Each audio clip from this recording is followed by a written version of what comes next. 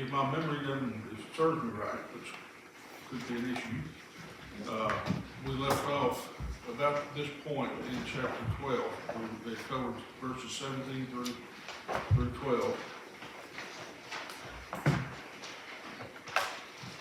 And I don't know if did we actually read 12 through 17? I don't think we did. Okay.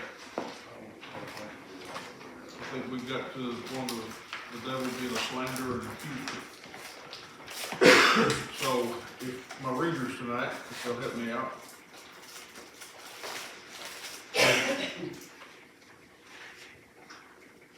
I would appreciate it. It's verses 12 through 17. Which chapter? Chapter 12. I was working on it. That's all right. Chapter 12, 12 through 17. Therefore rejoice, ye heavens, and ye that dwell in them. Woe to the inhabitants of the earth, and of the seal, for the devil is come down unto you, having great wrath, because he knoweth that he hath but a short time. And when the dragon saw that he was cast into the earth, he persecuted the woman which brought forth the man-child. And to the woman were given 2 wings of a great eagle, that she might fly into the wilderness, into her place, where she is nourished for a time, and times, and half the time from the face of the serpent. And the serpent cast out of his mouth water as a flood after the woman, that he might cause her to be carried away of the flood. And the earth helped the woman, and the earth opened her mouth and swallowed up the flood, which the dragon cast out of his mouth. And the dragon was wroth with the woman, and went to make war with the remnant of her seed, which keep the commandments of God, and had the testimony of Jesus Christ. Thank you. All right. We had left off talking about the devil and him being a slanderer and accuser. During what we had discussed, the tail end of what we discussed last time, Satan is at the throne of God, and he's doing what he does best. He's accusing, and he's slandering us. But folks, here's the good news. We have an interceder. We have somebody who intercedes for us.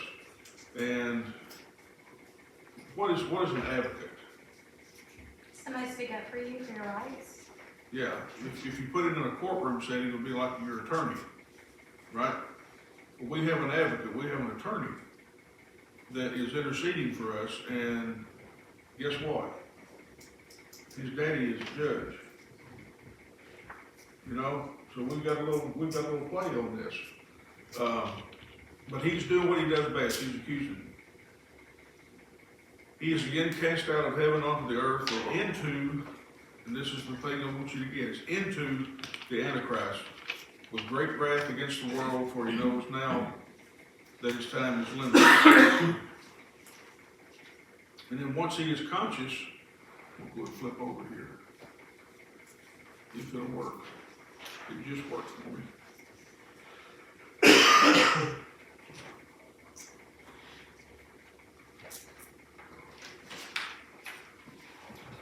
Well,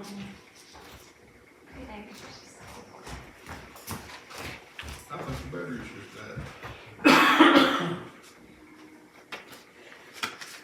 Thing is, That'll work. I remember my clicker tonight when the battery died.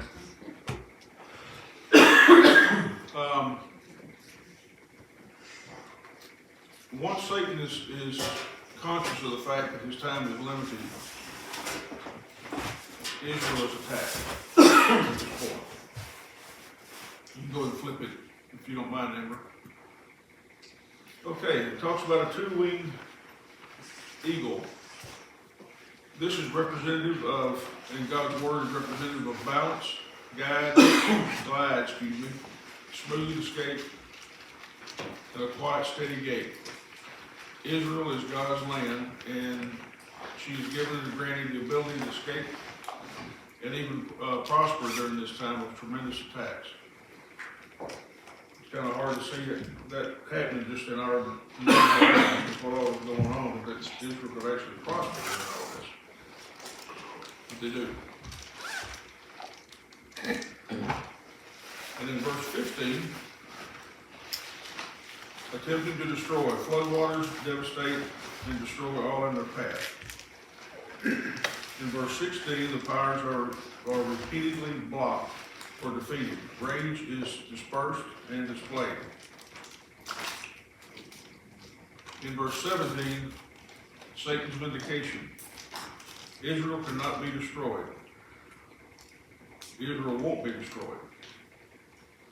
So Satan goes on a rampage of destroying her offspring. And what's the offspring? Those who love God and obey His word. And that takes us to the end of that.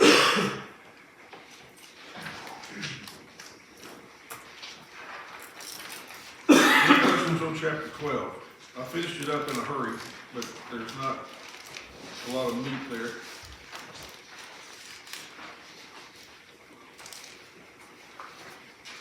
We're going to get into some things that does have meat to it in chapter 13. Everybody got a copy of 13? Okay. Excuse me.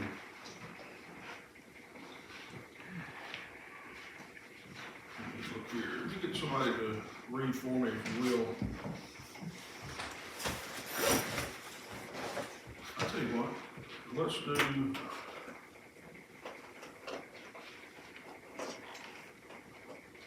Somebody read verses 1 and 2. When I stood upon the sand of the sea and saw a face rise up out of the sea, having 7 heads and 10 horns, and upon his horns 10 crowns, and upon his heads the name of blasphemy.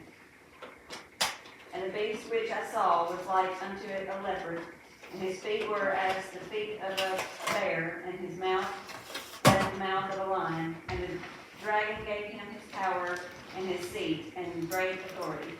Did you read on through verse 6? I'm sorry. And I saw one of his heads, as it were, wounded to death, and his deadly wound was healed, and all the world wondered after the beast. And they worshipped the dragon which gave power unto the beast, and they worshipped the beast, saying, Who is like unto the beast? Who is able to make war with him? And there was given unto him a mouth speaking great things and blasphemies, and power was given unto him to continue 42 months. And he opened his mouth in blasphemy against God, to blaspheme his name, and his tabernacle, and them that dwelt in heaven. Who are we talking about here? Antichrist. He is fully on stage now. But before we get to that point, let's back up and look at verse 1. And I stood upon the sand of the sea, and saw a great beast rise up out of the sea, having 7 heads and 10 horns, and upon his horns 10 crowns, and upon his head the name of blasphemy. The reference, I've said this multiple times, but the best reference in the Bible is the Bible itself. It backs itself up. If you're looking at a scripture and you've got some confusion or you want to clarify or whatever, most likely there's another scripture in that book that helps clarify that. Now you may have to get out of our comfort zone like we were talking through before and get to the Old Testament or something like that, which is, I don't like that either. But It's a challenge. it is a lot of hard words and names and places and people and days and so forth. But anyway, the reference here is Revelation 17:15 on the word seed. And I ain't got it up there. I've got it here. I'll read it. And he saith unto me, The waters which thou sawest, where the horse sitteth, are peoples and multitudes and nations and tongues. That's Revelation 17 and 15. Nations and tongues. The majority of the signs in the scriptures, we don't know, folks. I don't have the answers. I don't know that Brother Tom has the answer to this, but we don't know exactly who the Antichrist is at this point in our world today. But all of the scriptures and the signs point that the Antichrist will be a Gentile man. Okay? Talks about 7 heads, those are the 7 nations. Remember, we talked about those last time. Having 10 horns. There are 3 major theories that I want us to discuss with the 10 horns.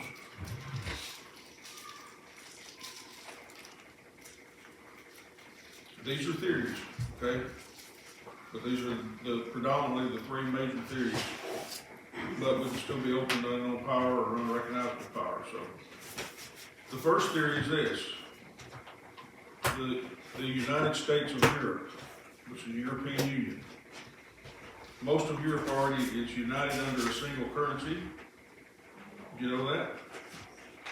Called the euro.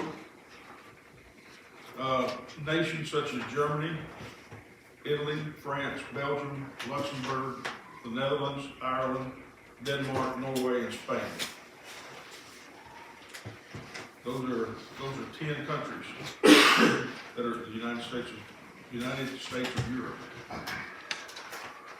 The other theory, or another theory rather, is the United States of America.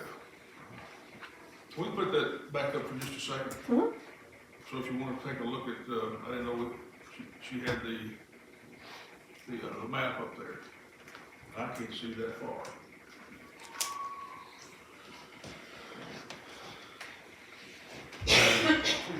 Covers a lot of territory. Okay, Amber, thank you. Second theory is the United States of America. This one, you know, we probably don't hear about, but it is a theory. What is it about the United States of America that stands out amidst other countries? Freedom? Power. Even though I question it from time to time, we're still one of the most powerful nations in the world. Okay, power in terms of what? Military. What else? Wealth.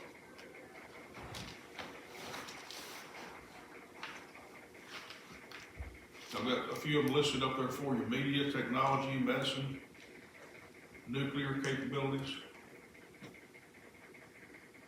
And the US dollar is predominantly the standard currency unit in which goods are quoted and traded. Just about every country known recognizes the US dollar. And we know that progressively, the Antichrist is going to bring about a one world currency, one world government. And he's on the stage at this point and ready to do that. Primary reserve currency for world market since 1944.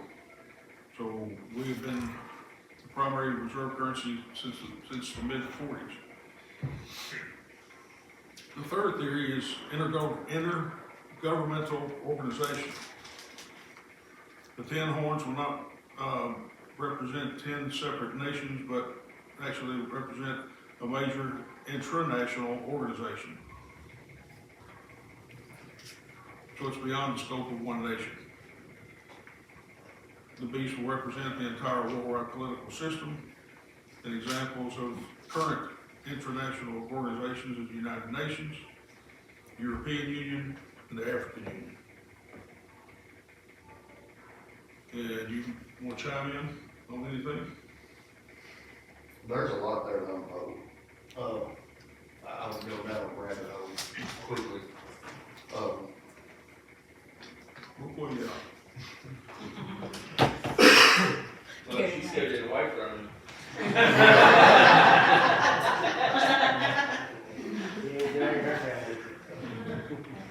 There's a lot, again, there's a lot there to unpack. And when we look at, you know, the scope of one nation and an organization, I keep focusing on that. I can't quit thinking about it.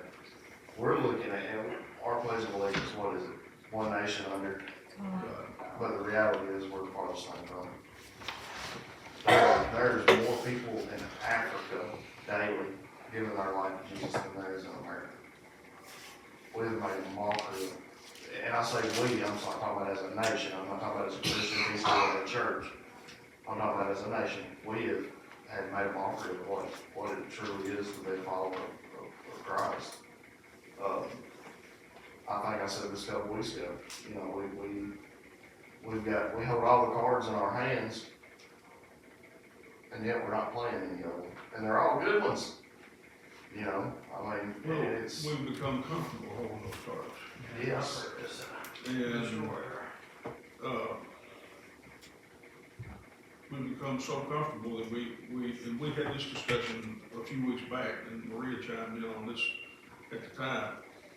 But we've almost become selfish with the fact that I'm only worried about the fact that I'm going to heaven. you know, and I've said this before 1,000 times, this will not be the first time y'all hear this. The Christian people have got this attitude now that's heaven will be a hell with everybody else. I'm going, what does it matter? And that's not the reality of the gospel at all. The reality of the gospel is that we're to go out and continue to share the gospel, continue to make disciples. And instead, again, like you said, we become comfortable, become complacent. Because that's what we've been taught by our government, that's what we've been taught by our administrations, whether it be political or not political. We've become a people that say, hey, we'll follow the leader, but we're running out of leaders. Imagine a culture that is living under that type of, those types of assumptions.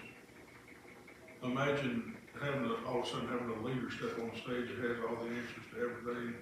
You don't have to do anything, baby, I'll take care of it. Yeah. Imagine how easily that we would fall prey. Oh, yeah. The Bible tells us that even the very elite, you know, we see you, if you're not prayed up and know where you stand, it's gonna be that deceiving. I know, Matt, you went on a mission trip. More than once or just the one time? I've been on a bunch. Several. The biggest one was Brazil, was the furthest one. How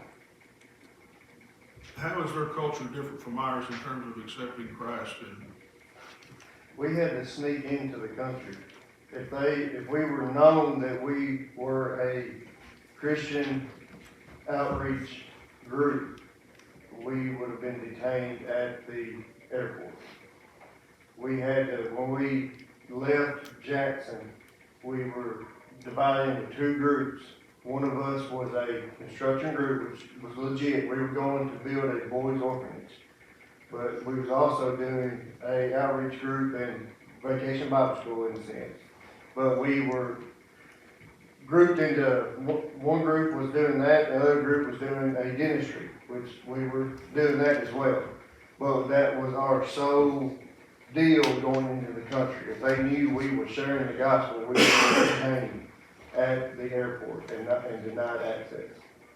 And even while we was in country, we had to be very leery of who we talked to while we was there. If any government official found out, we would have been arrested for that. Because even while we was there, the mayor heard about us building it and come around, and we were very worried that he was going to be in uproar because he come around and saw us witnessing to the kids and stuff like that, and we was afraid that we was about to be in trouble, because he just showed up one day. Luckily, he was a good guy and was all for what we was doing, but it was a very realistic, worried thing that we was about to be in some trouble. And we even witnessed one group, one time we went to, we got to see, sure enough, what would you call it, Witch doctor. yes, witch doctor. As well. Trying to cast spells, whatever you wanna call it, on us as well for being there. For, I guess, lack of other words, disrupting her flock, whatever you wanna call it, as well. Which we thought it was Of course, we're a bunch of high school kids, we thought it was funny at the time, but it was very serious. Right. We just kinda laughed about it, but I mean, to locals, that was a very real thing. And afterwards, now that I'm older, yeah, that's a very serious, very real thing. Granted, it's a different world, of course, but I mean, it definitely is, I mean, it's totally different than here, for sure. The pastor was mentioning that there are more people accepting Christ in Africa today than there is in the United States. Is that true of places Oh, that you've been? yes, they were, I'll put it this way, whenever we would go to the town, and, me and Dad did the construction, but we wanted to go to the, sorry, lost track of thought, the, dentist part, just to get an idea and just to get a full spectrum of everything. What they did every day is took a bus to a small town outside the big city that we was working in, and picked up a load of kids, and brought them, and cleaned teeth and everything, and did the VBS and everything, and then took them back. Me and Dad did that one day, and literally the parents were handing the kids through the windows, trying to get them on the bus, because they knew not only were they cleaning teeth and shoes, stuff like that, but we were witnessing to them as well. And we could only, of course, could carry so many kids, I mean, you know, the bus on so many. The parents were literally handing them through the windows, because they knew what we were offering to them, other than shoes and clean teeth. Look at what we take for granted. Live at the bottom, it's a whole lot easier to look up. And these towns where they had one source of water was a water pipe that they dug up and broke, and they would go buckets or whatever they had and collect the water for their day and stuff like that. They'd walk up there and collect their daily water and everything. This was their daily routine. Yeah, and these are the types that were handing their kids through the bus window so they could have an opportunity to be saved. Again, we take for granted a lot of stuff. A lot of stuff. You know, when I say we, I always put myself at the top of the list. Okay, I don't preach down to people at all. But, you know, we should have the attitude instead on Sunday morning, instead of saying, we gotta go to church. We should have the attitude, I get to go to church. You know, and be thankful for that. While the doors are shut. Anyway, I've got off my soapbox. I'll let you know where we go. Jump on. And I think a lot of what, and again, my heart beats to see lives changed. I love leading people to Christ. And I think a lot of, and again, this is my opinion, so in my opinion, take it for a grain of salt, that's fine. I think what we've missed as a culture, what we've missed as a nation, what we've missed as a people, is we have got so complacent and so used to a yearly routine of revival that we don't look for a movement of God anymore. We try to make a movement. You can't imitate a movement of God. It cannot be man-made. You can have a bunch of man-made movements, but we miss the key factor of, and it's all Bible prophecy, don't get me wrong, I mean, it all folds back to exactly where we're at. But I think what we've looked at for so long is the broad spectrum of saying, well, we're already there, we might as well just go ahead and settle down some.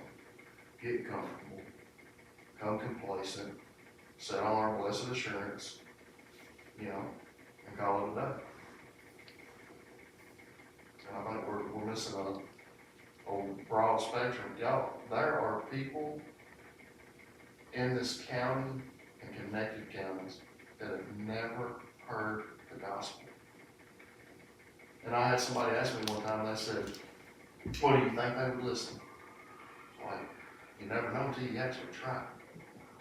You know, did you know how to ride a bicycle the first time you looked at one? No, you had to get on it and you had to learn. So, there's my soapbox. I'll get off of that. The scripture, we're reading, in verse 1, says, it ascends out of the sea. That is, from the turbulent masses of mankind, that are the source of human governance. In verse 2, there's a lot of referencing here, but it speaks of a leopard, a bear, a lion, and a dragon. When you see a leopard mentioned in the Bible, it tends to represent swiftness. The bear tends to represent power. The lion represents viciousness. The dragon, the devil. And we've mentioned this also in times past, but this is the only time when he is cast out again back upon the earth. This is the only time that Satan enters a man, with the exception of Judas Iscariot. That's how Satan cannot be what God is. He cannot be omnipresent. Satan can't be everywhere at one time. He's got a lot of doers that work for him that he can then covers quite a bit of territory. But Satan can be omnipresent. So, for the second time in the entire history of the Bible, Satan enters a man.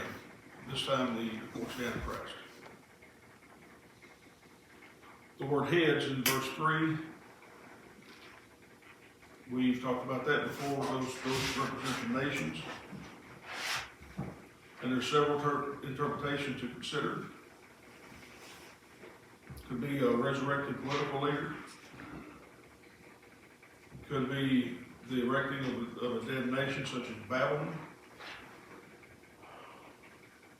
Using Revelation as a reference, a nation that has lost its way with God and revived by the Antichrist through miracle working abilities. And I put in here other nations would follow. If this Antichrist has, and he will have, a lot of power. He will have power to work miracles. Hi there. Oh. I ain't sure about this.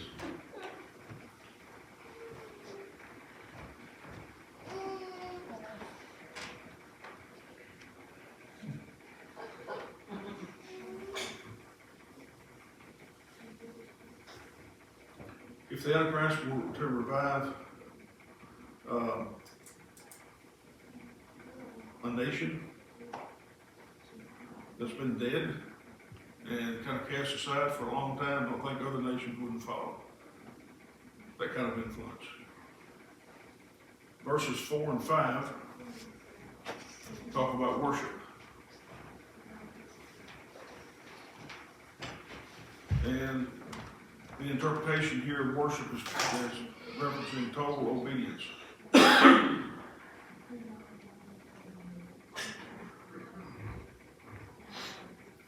The devil man who will rule 42 months, which is 3.5 years, and he will be a great orator. On top of this,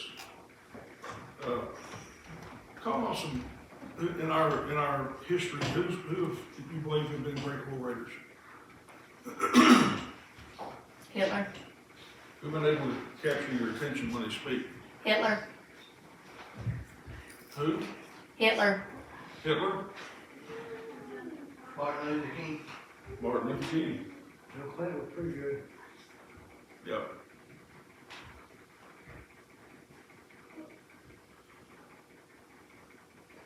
Obama? He didn't like to hear what he said, but he was pretty good.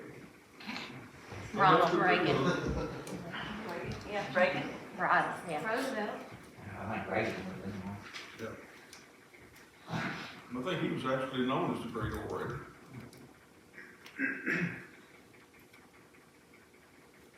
Some of them can't hear, but remember that. Well. All right. Verse 6.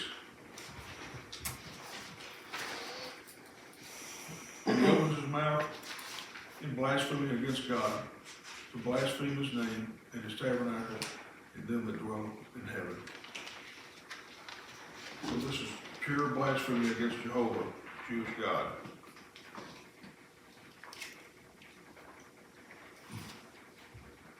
Did we stop there on the reading? We did, didn't we? Okay. I want somebody to pick it up for me and read verses 7 through,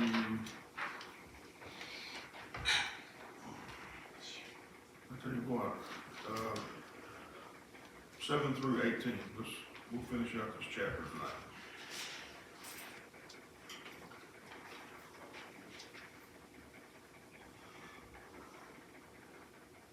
And it was given unto him to make war with the saints, and to overcome them, and power was given him over all kindreds and tongues and nations. And all that dwell upon the earth shall worship him, whose names are not written in the book of life of the Lamb slain from the foundation of the world. If any man have an ear, let him hear.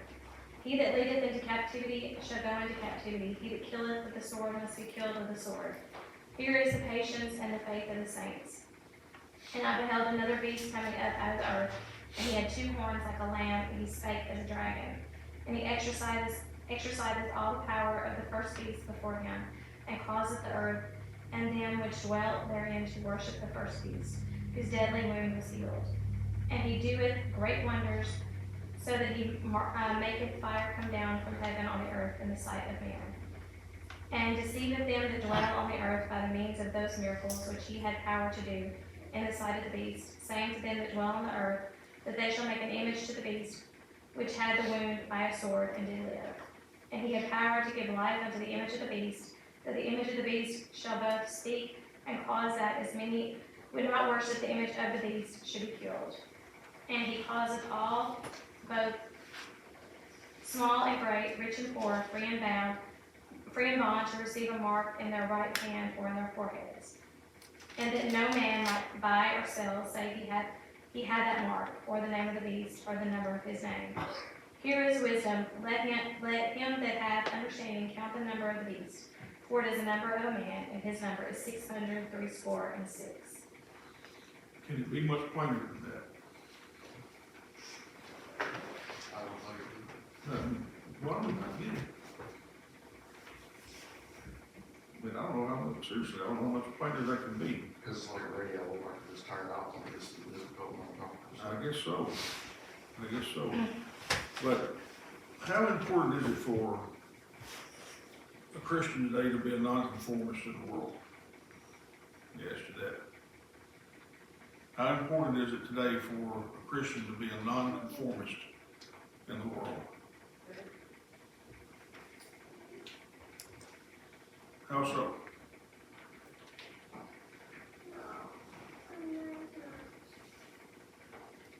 You bound to know I was gonna ask you to expound on it.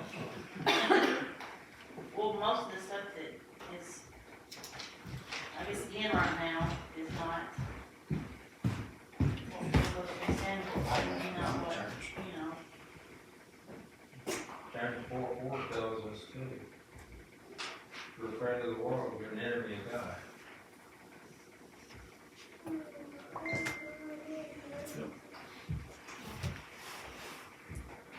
How easy is it to get caught up in conformity? It's easier to be a follower than a leader. Exactly. Absolutely. Absolutely. It's also our nature as humans. We don't want to stray from the pack. One more time. Our nature as humans, we don't want to stray from the herd. And that you get in that herd mentality with everybody else, and you don't want to be the one left behind and everybody else walk away and leave you. But So we go along to get along. yeah, Well, not just that, people are creatures of habit. You have a habit, you have a routine, and you do not stray from that. I mean, it is hard to break your routine every day.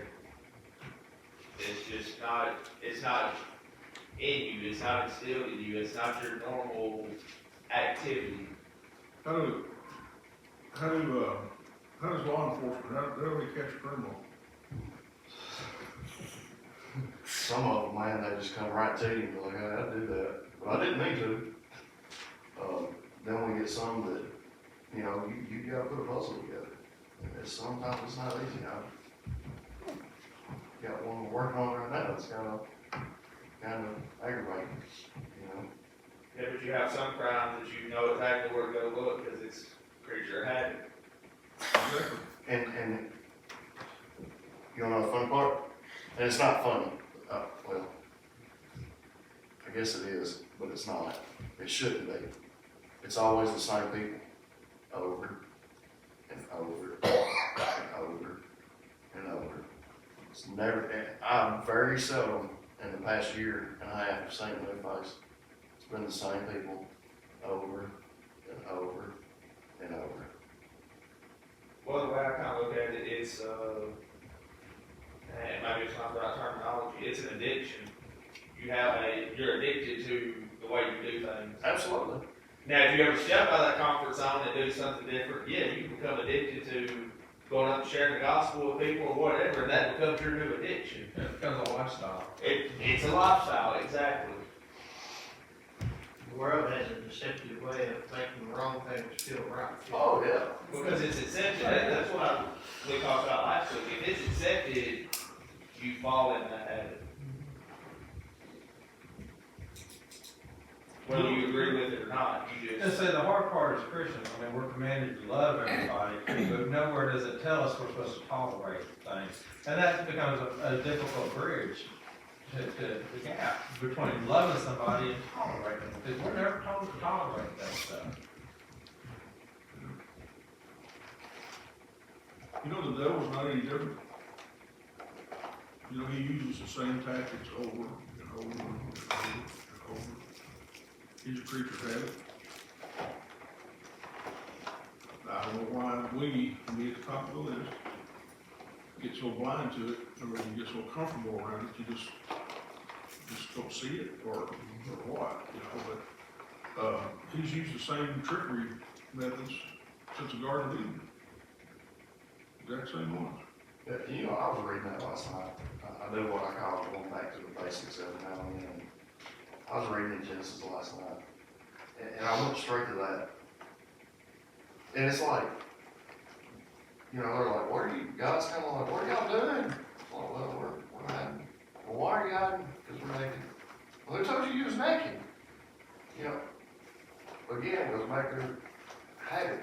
You know, we know things that we shouldn't do, but we do them anyway.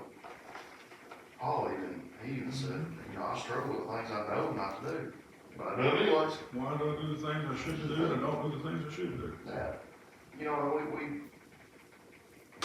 we're so disconnected. And I think that That's one way to get her in here. she's I'll like, follow you home too. you know, we do So something. don't let the word You know, it's kind of like, what are we hungry for as a nation? That's why I kind of started chuckling as soon as she walked in. I was like, well, there went that sentence. 'Cause I knew I figured it would have been way more actually. But it looked kind of too. But, you know, what are we hungry for? Yes, these things are going to happen. There's no stopping them. I actually had somebody look me in the windows of my soul one time and said, well, we can slow it down. No, we can't. You know, it's going to happen when the good Lord plans for it to happen.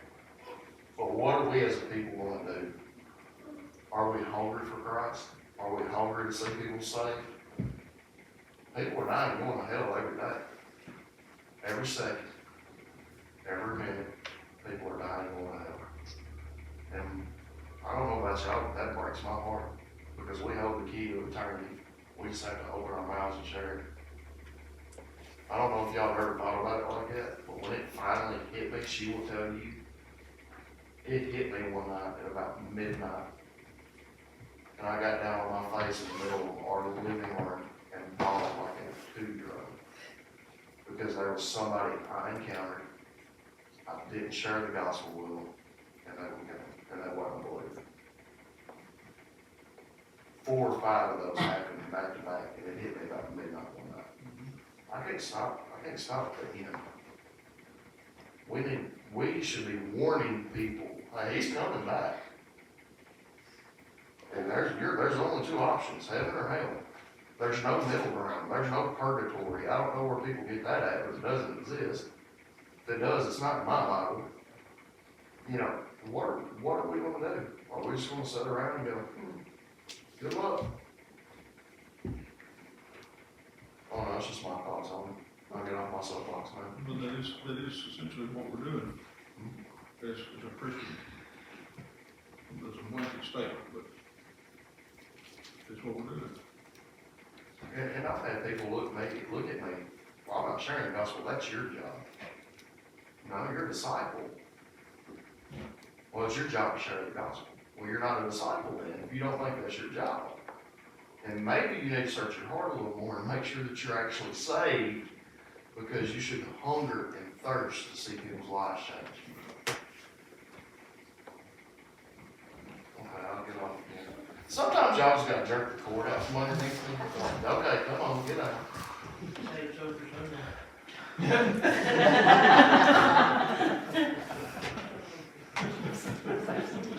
Go ahead. Floor is yours. I ain't touching that. I might go to seats, so when things go flying out, I'm getting hit. I'm just gonna start setting my lights so I can just go, shut up. I always look for stages before I talk to her. You know, one thing, I'm gonna close with this, we've got to, it's 7:30 already. But, I've spent 25 years of my life working in psychology. And so I look at personality types with people. And Melinda used to get on to me all the time. We would be sitting in a restaurant. This was years ago. We would be sitting in a restaurant and I would be preoccupied with this couple sitting over here, you know, with what was going on at that table. And I'm not analyzing that kind of mess, you know, don't need to be paying attention to what I'm seeing, but anyway, the personality type of the Antichrist, a ruler of the world with 10 times the amount of corruption, power, and viciousness as any Hitler in our history. Every creature will worship him. That's how powerful his personality type will be. Just saying that I'm a Christian is not enough. So when we say that now, it's easy to, but we do, some of us don't. But the ones of us that like to profess that, you know, we've got to start looking closer to home and taking care of business. I've got loved ones. I've got people. I'm not talking about strangers. I'm talking about people that I know, that I've worked with for many, many years, that I question whether or not they're saved. And when I had, I can relate, but when I had opportunities to witness those people and I didn't, some of those people are gone now. And it does. It wrestles with you. It does, actually. Yeah, I mean, I just heard a preacher saying the other day, too, talking about, you can't force feed the gospel on people. No. You just have to pray that the Spirit's gonna make them receptive to it. Because, I mean, if they're not gonna be receptive, I mean, you can share all you want to, but until the Spirit moves them, I mean, you know, they're not gonna wanna hear what you have to say. They're not. And that's one of the arguments for the fact that What he was preaching on Sunday. for So if you people, live your life, they'll see. particularly for us that have heard the gospel. You know, we raised a question in here back a few sessions ago. Well, why can't I just live like I want to live now, and then I'll get saved during the tribulation period? Why can't I just live like I want to, and when that hits, I'll just get saved? One of the arguments against that happening is the fact that you have a witness to him, you would accept, and you're not drawn by the Spirit. The Spirit has to draw you. The Spirit has to work on you. And my friends, you're playing with fire, literally playing with fire, nothing's gonna get away with I know, that. because the biggest thing that upsets me is people that profess to be Christians, that yet they support so many non-Christian viewpoints. And I don't understand how they can do that. You know, if you're really a Christian, you're going to support the biblical statements, you know. So, I'm gonna leave that one alone right there as far as I'm concerned. Well, all right. Next week, I'll finish up. Next week I'll finish up, just give it a few points that I had left on this chapter, and then we'll go into chapter 13. Chapter 13, is one of those inserted chapters. And I've just kind of titled it, Where is the Antichrist and What is he like? So we're gonna talk about that next time. Okay? All right, appreciate y'all's attention and your time and discussion and all those things. If there's nothing else, Bud, you want to dismiss us tonight? Our county director, Heavenly Father, we thank you for today. We thank you for the blessing of it. We thank you for what we've heard tonight. We ask you to help us to share it with one another outside the world, and ask you to lead, guide, and direct us. Give us what we pray to you. For it's in Jesus' name we pray. Amen. Any questions?